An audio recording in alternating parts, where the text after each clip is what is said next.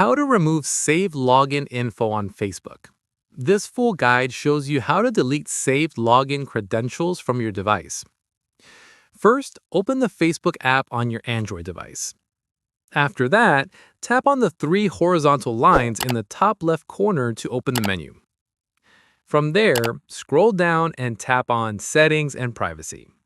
At this point, tap on Settings to access account settings. In the next step, scroll down and tap on Security and Login. Following this, look for the section called Save Your Login Info or Saved Login. Once done, you'll see a list of devices or accounts with saved login information. From here, tap on the device or account you want to remove. At this stage, tap Remove Saved Login Info or Delete. After this, confirm the removal when prompted.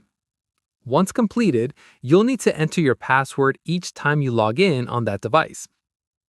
Alternatively, if you're using a browser, you can also clear saved passwords from your browser settings by going to Chrome Settings, then Passwords, and deleting Facebook credentials. And that's it. If this saved login removal guide helped you improve your Facebook security, give it a like, subscribe for more Facebook tutorials, and tap the bell icon for updates. See you in the next one.